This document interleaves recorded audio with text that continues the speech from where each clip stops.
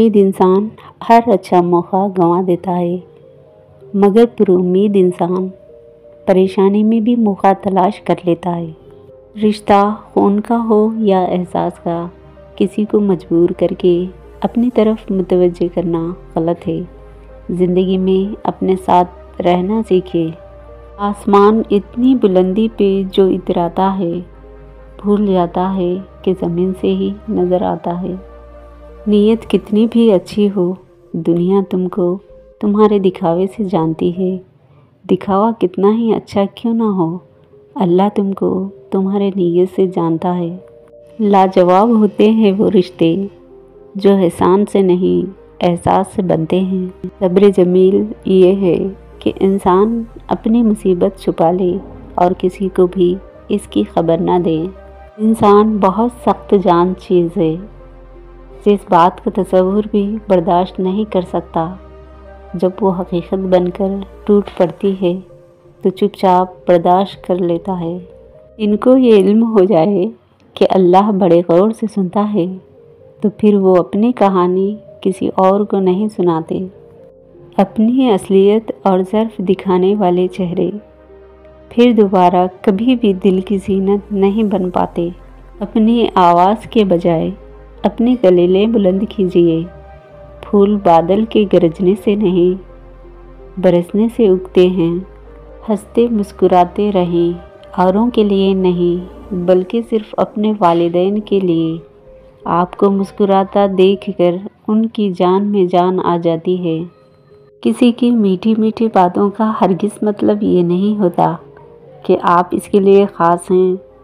बाज़ औक़ात कबूतर को खिलाने के लिए नहीं बल्कि इसको पकड़ने के लिए दाना डाला जाता है। अगर हमारे अखलाक सिर्फ़ मनपसंद लोगों के लिए अच्छा है तो हम सिर्फ़ मौका परस्त हैं, खुश अखलाक नहीं। बेक़दरी तो होती थी, हम हर वक्त मैसर जो थे। कब्र के बाहर या कब्र के अंदर किसी एक जगह तो मशक्क़त उठानी पड़ेगी। ज़िंदगी आजमाइशों का समंदर है। किसी से लेकर आजमाया जाता है तो किसी को बेतहाशा देकर आजमाया जाता है। बस कहीं सब्र की और कहीं शुक्र की आजमाइश है। इंसान सब कुछ भूल जाता है, बस अपनी बेकदरी नहीं भूलता। आँखों से गिरे आंसू और नज़रों से गिरे लोग कभी नहीं उठा करते।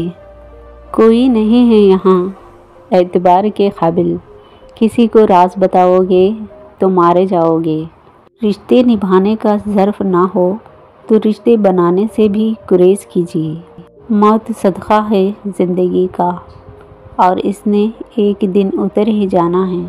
कभी कभी सब्र करते करते एक उम्र बीत जाती है और हासिल कुछ भी नहीं होता।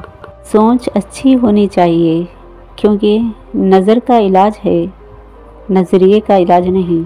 दुआ किसी को दिलाती है तख्त ताज, मगर किसी की आह बेहुकूमत छीन लेती है।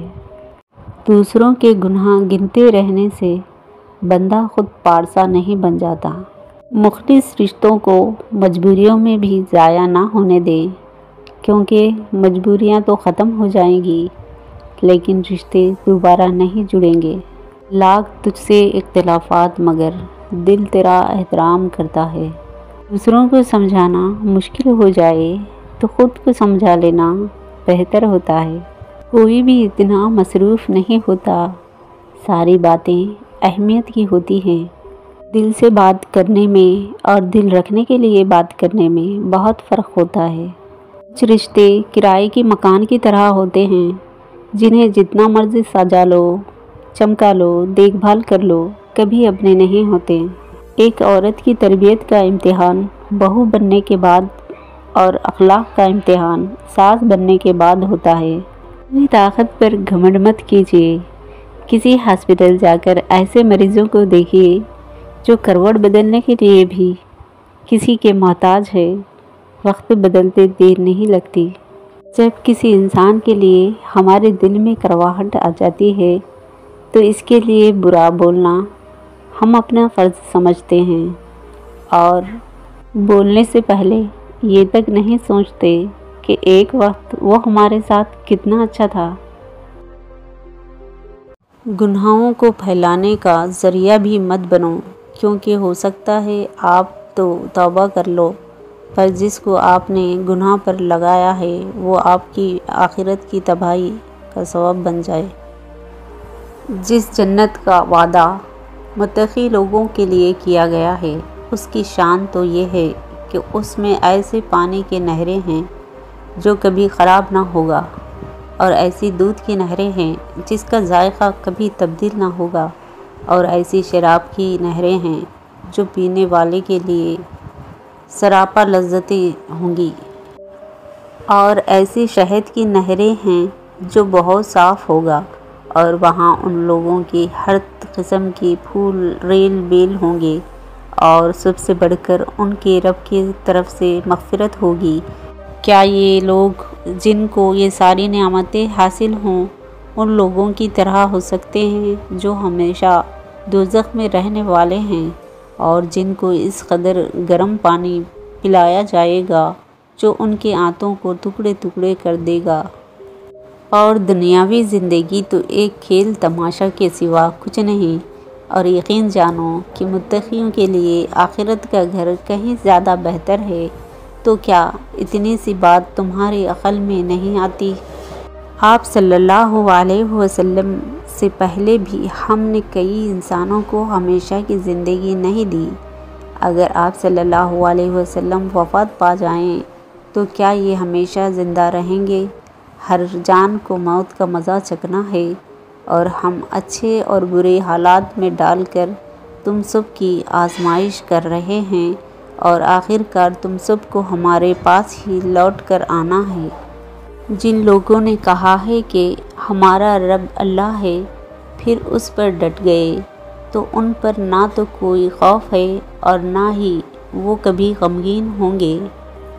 اور جو شخص بھی ہدایت کے راستے پر چلتا ہے وہ اپنا ہی فائدہ کرتا ہے، اور جس نے گمراہی اختیار کی تو اس نے اپنا ہی نقصان کیا، اور قیامت کے دن کوئی شخص کسی دوسرے کا بوجھ نہیں اٹھائے گا، اور ہم کبھی کسی کو اس وقت تک سزا نہیں دیتے جب تک کہ اس کے پاس رسول نہ بھیج دیں۔ اپنے پروردگار کی رحمتوں سے گمراہوں کے سوا کون نا امید ہو سکتا ہے؟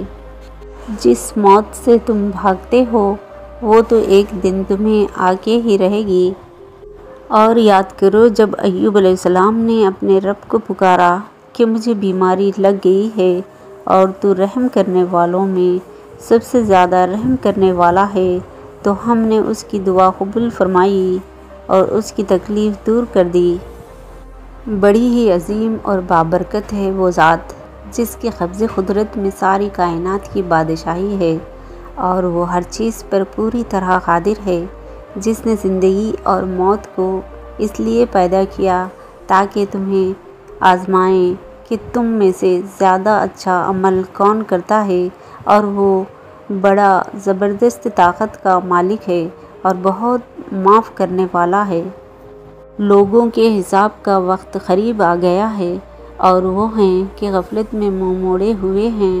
جب کبھی بھی ان کے رب کی طرف سے کوئی نصیحت ان کے پاس آئی ہے تو وہ اسے مذاق میں اڑا دیتے ہیں اور کھلے تماشائے میں پڑے ہوئے ہیں۔ اللہ توبہ صرف انہی لوگوں کی قبول کرتا ہے جو کسی نادانی کی وجہ سے کوئی برا کام کر گزرتے ہیں اور پھر جلدی ہی توبہ کر لیتے ہیں۔ یہی وہ لوگ ہیں جن کی توبہ قبول کی جاتی ہے، کیونکہ اللہ تعالیٰ ہر بات کو خوب جانتا ہے اور وہ بڑا حکمت والا ہے۔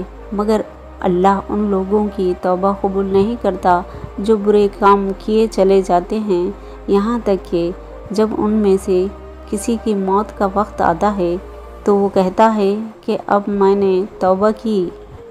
اللہ تعالیٰ ایک مثال دیتا ہے، دو آدمی ہیں، ان میں سے ایک گونگا بہرا ہے جو کوئی کام نہیں کرتا اور اپنے آقا پر بوجھ بنا ہوا ہے۔ وہ جہاں کہیں بھی اسے بھیجتا وہ کوئی ڈھنگ کا کام کر کے نہیں لاتا، اور دوسرا شخص ایسا ہے جو لوگوں کو عدل و انصاف کا حکم دیتا ہے اور خود بھی سیدھی راہ پر ہے۔ بتاؤ کیا یہ دونوں شخص برابر ہو سکتے ہیں؟ حضرت محمد صلی اللہ علیہ وسلم نے فرمایا، ہر شخص کی آسمان میں ایک شہرت ہوتی ہے تو زمین میں بھی اچھی ہوتی ہے، اور اگر آسمان میں شہرت بری ہے تو زمین میں بھی بری ہوگی۔ سچے مومن تو وہ لوگ ہیں کہ جب ان کے سامنے اللہ کا ذکر کیا جاتا ہے تو ان کے دل لرزا جاتے ہیں، اور جب ان کے سامنے اللہ کی آیت پڑھی جاتی ہے تو ان کا ایمان اور بڑھ جاتا ہے۔ رسول اللہ صلی اللہ علیہ وسلم نے فرمایا، اللہ تعالیٰ نے ایسی کوئی بیماری نہیں بنائی کہ جس کی دوا نازل نہ کی گئی ہو سوائے ایک بیماری کے، وہ بڑھاپا ہے۔ اللہ تعالیٰ جسے چاہتا ہے حکمت عطا کرتا ہے، اور جسے حکمت مل گئی تو گویا اسے بڑی دولت مل گئی، اور ان باتوں سے صرف عقل والے لوگ ہی سبق حاصل کرتے ہیں۔ ہم نے بنی آدم کو بڑی عزت دی اور انہیں خشکی اور سمندر میں سواری مہیا کی، اور کھانے کے لیے پاکیزہ چیزیں عطا کی، اور اپنے بہت سی مخلوق پر انہیں فضیلت عطا فرمائی۔ ہر نفس کو موت کا مزہ چکھنا ہے، اور ہم اچھے اور برے حالات میں ڈال کر تم سب کی آزمائش کر رہے ہیں، اور آخرکار لوٹ کر تو تم سب کو ہمارے ہی پاس آنا ہے۔ روئے زمین پر جو کچھ بھی ہے ہم نے اسے اسی لیے زمین کی رونق بنایا ہے تاکہ ہم تمہیں آزمائیں کہ تم میں سے اچھے عمل کون کرتا ہے، اور ایک دن ہم اسے امور میدان بنانے والے ہیں۔ رسول اللہ صلی اللہ علیہ وسلم نے فرمایا، سب سے بہتر دن جس میں سورج نکلا جمعہ کا دن ہے۔